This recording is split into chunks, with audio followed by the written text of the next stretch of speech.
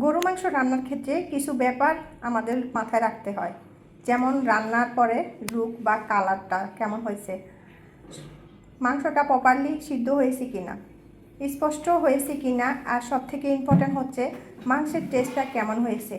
আর এসব বিষয়গুলি ঠিক থাকলে বুঝতে হবে রান্নাটা পারফেক্ট হয়েছে। আর পারফেক্ট গরু মাংস রান্না করার জন্য সবার আগে দরকার প্রপার মশলার কম্বিনেশন। আজকের রেসিপিতে আমি আপনাদের দেখাবো কিভাবে কম্বিনেশন ঠিক রেখে টেস্টি আর পারফেক্টভাবে গরু মাংসটা সহজে রান্না করতে হয়। আশা করছি পুরো ভিডিওটা দেখার পরে আপনারাও খুব সহজে আর ভীষণ টেস্টি করে গরু মাংসটা রান্না করতে পারবেন। চলেন তাহলে কথা না বাড়িয়ে কিচেনে চলে যাই।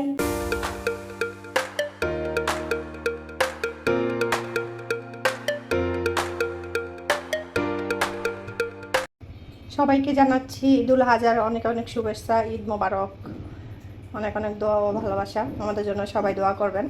এই যে আজকে রান্না করব ঈদের গোস্ত নিয়ে আসছে, এখানে প্রায় 6 কেজি না 7 কেজি আছে মনে হচ্ছে, 7 কেজি গরু গোস্ত। এগুলো কেটে কুটে নিলাম, এখন এগুলো ধুয়ে নিব। ধুয়ে পরিষ্কার করে পুরো রান্নাটা দেখাবো আপনাদেরকে। এভাবে ধুয়ে নিচ্ছি, প্রায় 7 কেজির মতো দিচ্ছে। পরে আমি আরও যে হাড্ডিস আরও 1.5 কেজি দিচ্ছি। এখানে পুরো রান্নাটা কীভাবে রান্না করে পুরো আপনাদের সাথে শেয়ার করব। পানি সেঁকে নিচ্ছি, এখন বসাই দিব। তাহলে পুরো ভিডিওটা দেখতে থাকুন, আমাদের সাথেই থাকুন। ঈদুল আজহার করব, গোস্ত রান্না করব পুষ্টি তেল দিয়ে, পুষ্টি সয়াবিন তেল। এখানে প্রায় 2 কাপের মতো তেল দিয়ে দিব। গরুর গোস্ততে তেল আছে, এই জন্য বসাই দিচ্ছি। কেউ হাতে মাখায় বসায়, কেউ এভাবে বসায়। আমি মশলাটাকে কষিয়ে বসাবো, পুরো ভিডিওটা দেখুন। এই যে পেঁয়াজগুলো সব দিয়ে দিব, প্রায় এখানে আছে 1/2 কেজির মতো পেঁয়াজ। পেঁয়াজটা যত দিবেন একটু বেশি দিবেন।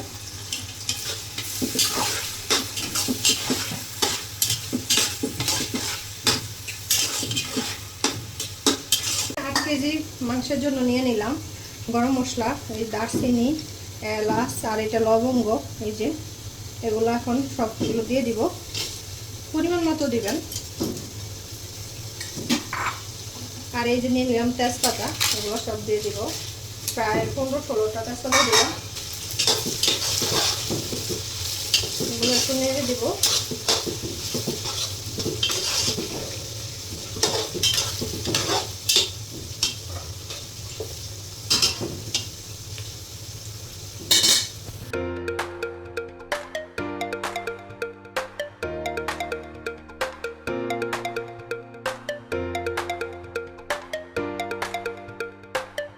পাঁচ টেবিল চামচ আদা বাটা, 5 টেবিল চামচ রসুন বাটা নিলাম। এই চামচটা বড় আছে, এই জন্য একটু আপনারা পরিমাণ মতো দিবেন। এখন এই যে মশলাটা নিলাম, আদা বাটা রসুন বাটা সবটা দিয়ে দিচ্ছি। একদম ইজিভাবে সহজভাবে রান্না করতে পারবেন। তবে প্রসেসটা ফলো করলে যে কেউ ব্যাচেলর ভাইয়েরা বা নতুন গৃহিণী আপুরা, যে আপুরা নতুন বিয়ে করতে রান্না করতে পারেন না, একদম এভাবে সহজভাবে রান্না করতে পারবেন।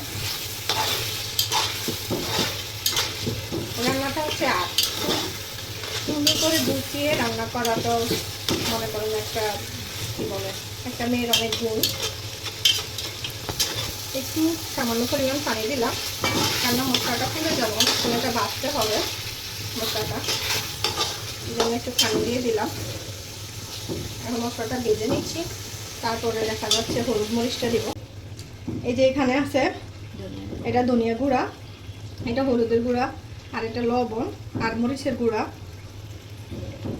আর এখানে আছে এই যে জিরার গুঁড়া, আর হচ্ছে মাংসের মশলা, রাঁধুনি গুঁড়া মশলা, রাঁধুনি মাংসের মশলা এটা। এখন এই যে সব কিছু দিয়ে দিব, পরিমাণ মতো দিলাম। এই যে 8 কেজি মাংসের সাথে যা লাগে সব কিছু দিয়ে নিলাম।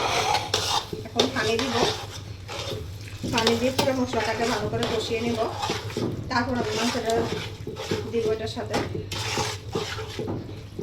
মশলাটাকে যত কষাবে মাংসটা খেতে এবং টেস্ট হবে, ভালো লাগবে। এই যে মশলাটাকে এভাবে দেখছেন তেল উপরে উঠছে, দেখো তেল উপরে উঠছে, যে দেখছেন তেল বাসা বাসা উঠলে মনে করো মশলাটা ভাজা ভাজা হয়েছে।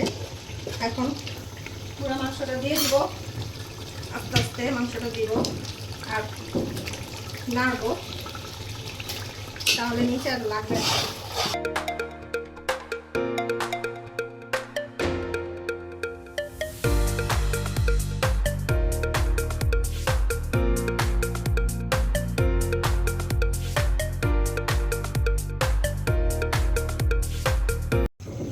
এই যে সবগুলি মাংস দিয়ে দিলাম,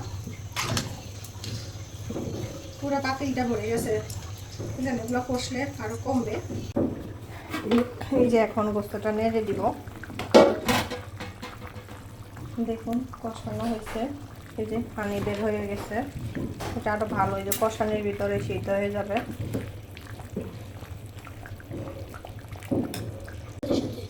কোথায় ওর আপুর বাসা কোথায়? আপুর বাসা কোথায়? বেশি দূরে কোথায়? এই যে এদিকে গেলে একটা গুলি নাই সাইড দিয়ে, হ্যাঁ যেখানে তুমি দেখো না গুলি করছো, এখানে দেখছি। হ্যাঁ। কালকে তুমি চিনবা না, চিনবা না।